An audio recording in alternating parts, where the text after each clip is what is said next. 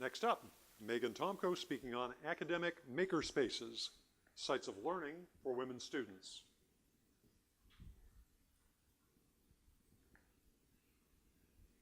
In one decade, the number of makerspaces increased nearly 14-fold worldwide.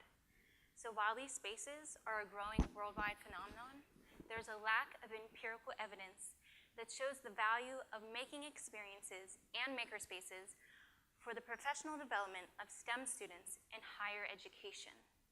Yet, universities like Georgia Tech have poured millions of dollars into building, staffing, and outfitting academic makerspaces at their respective campuses.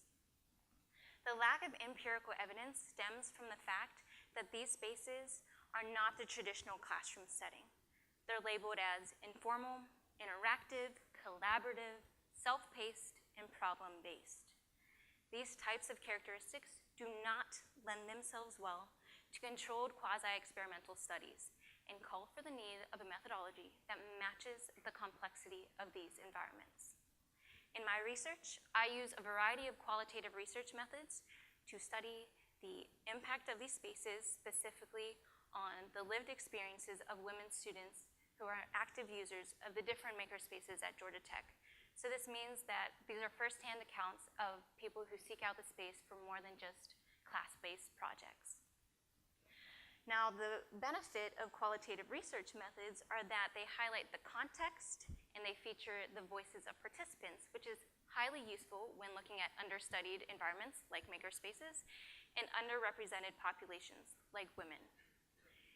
I focus on women experiences because there still remains a low population of women students who are using these spaces and in general in STEM fields. So, and I think that Terry Nordock, who is a volunteer at a feminist makerspace in Pittsburgh, puts it perfectly, that there are still these unspoken societal roles that assign gender to the making and designing of things.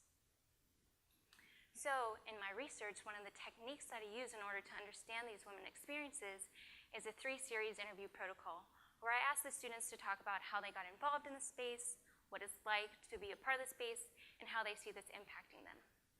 One of the students actually came in pre-med, and after having a class that involved the makerspace, she decided that she wanted to do design for a living. I'm also able to extract the types of learning that are associated with the space, which is very new. So this is the modalities for learning, such as learning by doing, learning by working with others, the learning outcomes, such as content knowledge, cultural knowledge, creativity, confidence, communication skills, and management skills, along with the pathways for entry into the space. So why did they come in and why did they stay?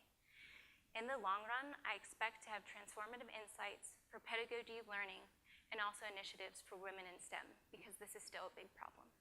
Thank you.